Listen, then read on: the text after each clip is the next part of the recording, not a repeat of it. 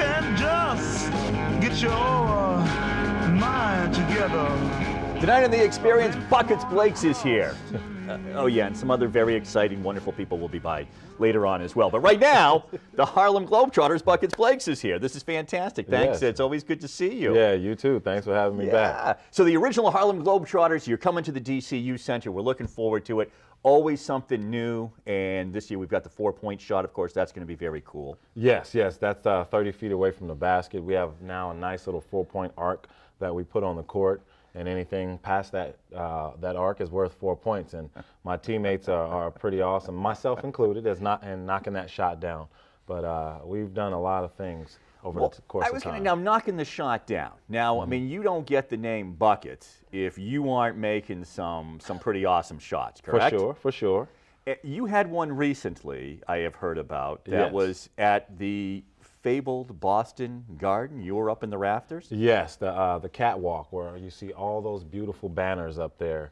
I believe there's 17 championships from the Celtics and 6 Stanley Cups, I believe, from the Bruins. So with a lot of retired jerseys up there as well. I don't know how many of those guys were up there, though, raining shots down from the catwalk. So you went up there, obviously, and you were gonna make this shot.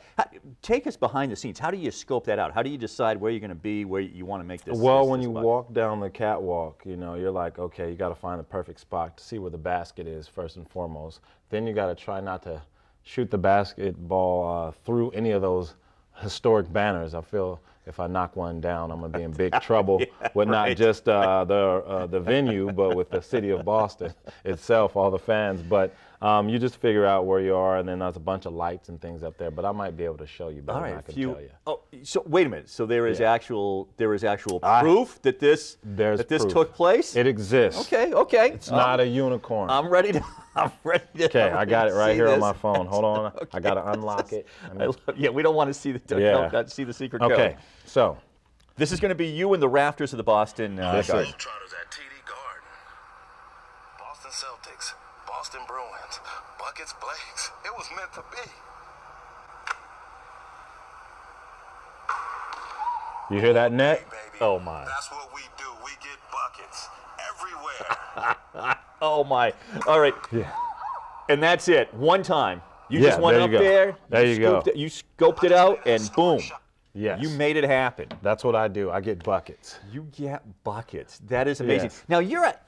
Now you're well known not only for that. I mean, you rain them down and drain them from some incredible, crazy heights. Yes. But you also, I mean, the 4-point shot is nothing for you. You go out half court, everywhere you go. Yes. And underhand, just put them in. Yes. One right after the other. Yes. I'm in the Guinness Book of World Records for Guinness Book of World Records. the most underhand half-court shots made in a minute. In under a minute, I actually made 6 in 46 seconds.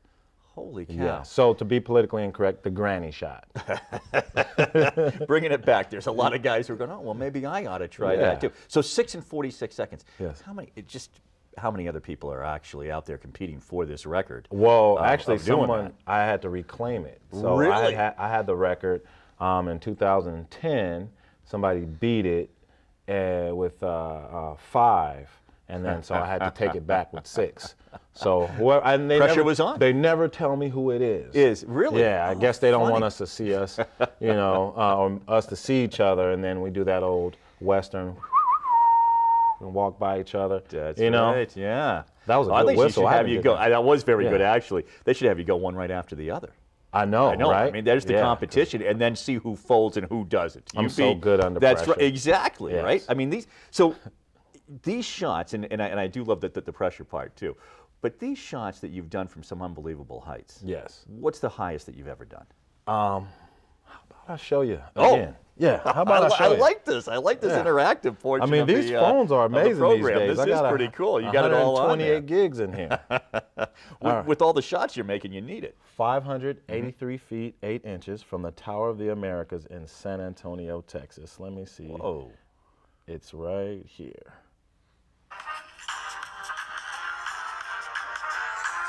Got a harness for safety. Whoa. Here we go. World trick shot day, baby. Let's get buckets.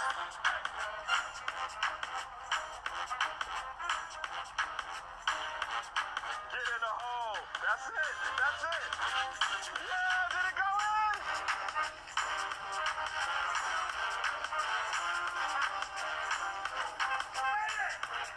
He made it.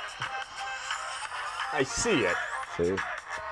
I do not believe it. That is unbelievable. Is that like a Zen thing? You're just You know be what? the ball? It's confidence after a while. So prior to that shot, I've taken shots from 100 feet, 200 feet. Then I did Stone Mountain, that lift that takes you up to Stone Mountain in Atlanta. That was 300 plus feet.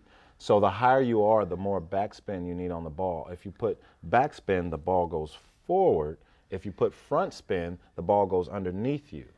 Wow, but I mean, there's so many variables. So there's the wind and everything else that is going on. I mean, that was truly unbelievable. And it was my second shot, by the way, for those of you out there who might be asking. Second shot. Second shot. Yes. Wow. It was awesome. So when you thought of even doing that, I mean, what's the reaction? Sure? Or somebody goes, are you kidding me? I'm going to have to be there all day. You're never going to make it. What's the reaction of people? It's like, for me, when they asked me, they were like, oh, we have the perfect shot for you since you've been the one knocking all the shots down on the team that are from, extreme heights. We have one 583 feet at the Tower of the Americas. And I was like, okay, Space Needle type shot. I was thinking of Seattle, but San Antonio's cool too. Yeah.